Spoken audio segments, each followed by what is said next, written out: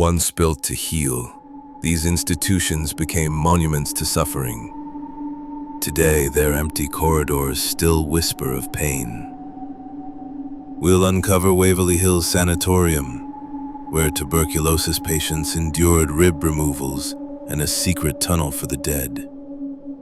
Northville Psychiatric Hospital, once progressive, later overcrowded and neglected.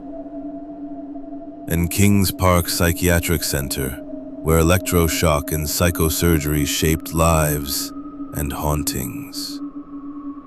From shadow figures to phantom footsteps, each story links real medical history to chilling modern legends. How could places meant for care become symbols of fear? To understand Waverly Hills and its grim reputation, we go back to Louisville, Kentucky in the early 1900s. Tuberculosis, then called the White Plague, was spreading unchecked.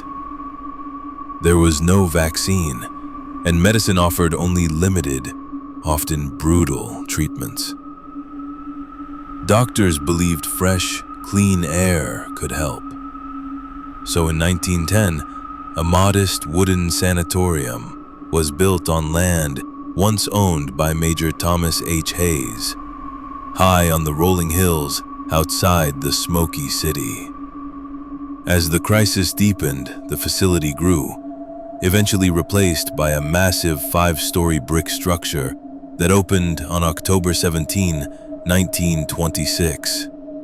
Its sunlit verandas and wide windows were designed to bathe patients in light and air, a beacon of hope in a fearful time.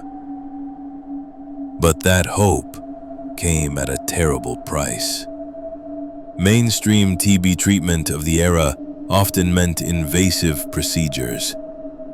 Artificial pneumothorax involved forcing air or nitrogen into the chest to collapse a lung so it could rest, leaving patients gasping for weeks. Thoracoplasty was even more extreme, removing multiple ribs to shrink diseased lungs. The sound of bone being cut echoing through sterile corridors.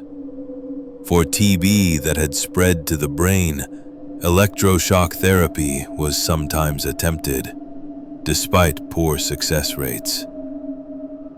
These were not fringe experiments. They reflected accepted medical thinking of the time, though they brought pain, trauma, and risk alongside any potential benefit. Over the decades, Waverly Hills treated tens of thousands. Death toll estimates vary widely, but all agree it was high. To shield patients from the constant sight of loss, the hospital used a sloped, enclosed tunnel beneath the building.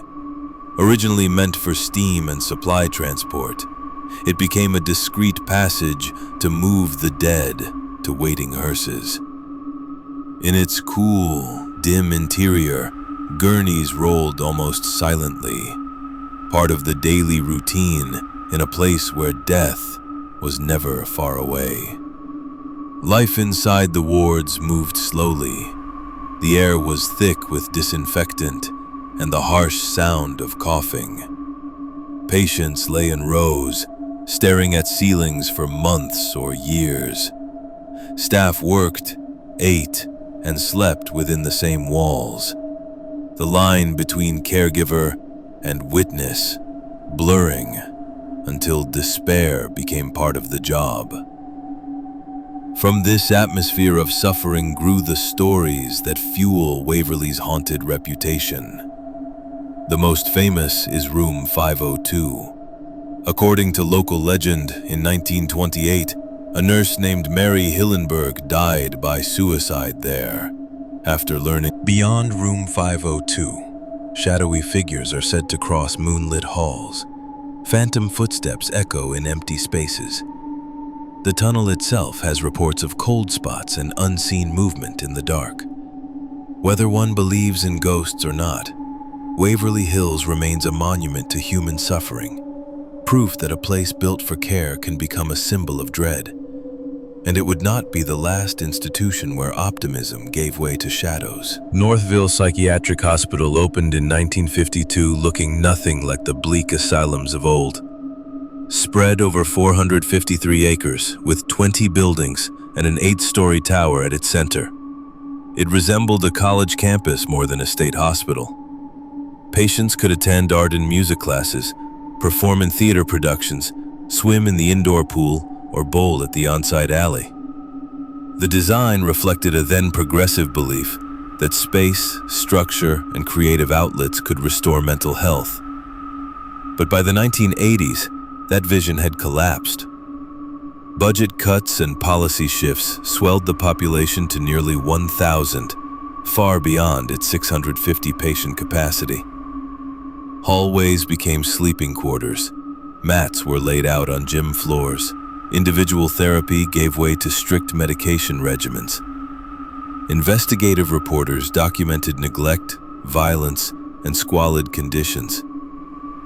One former staff member put it bluntly: it was generous to call it a hospital anymore. Beneath the main buildings, a network of tunnels connected wards to kitchens, laundries, and maintenance areas, vital during Michigan's harsh winters. Over time, they became the heart of local ghost stories.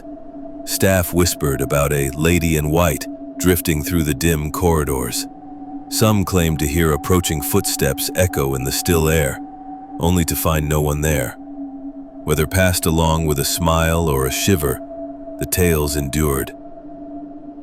While Northville's decline was unfolding in the Midwest, another vast psychiatric complex dominated the North Shore of Long Island: Kings Park Psychiatric Center.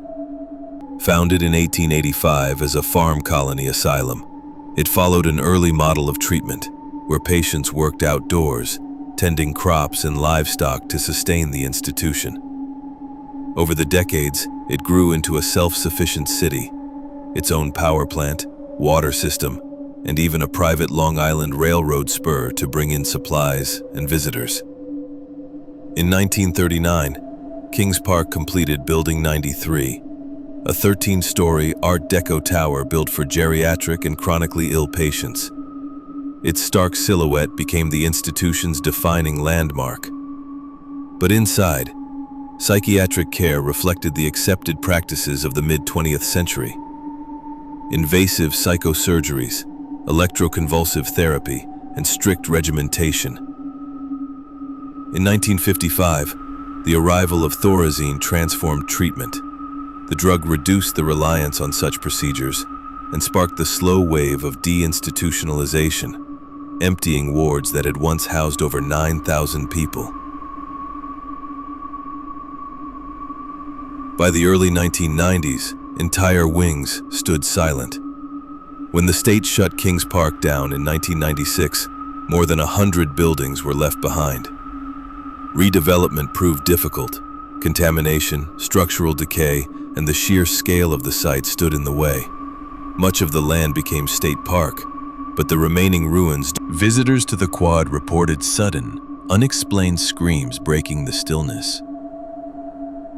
In Building 93, shadowy figures were said to drift across open doorways, while the metallic slam of unseen doors echoed through the wards.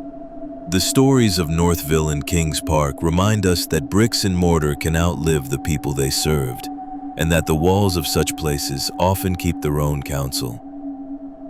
Even long after the last patient leaves, the air can still feel heavy, as if the past hasn't quite let go. These hospitals are more than abandoned shells.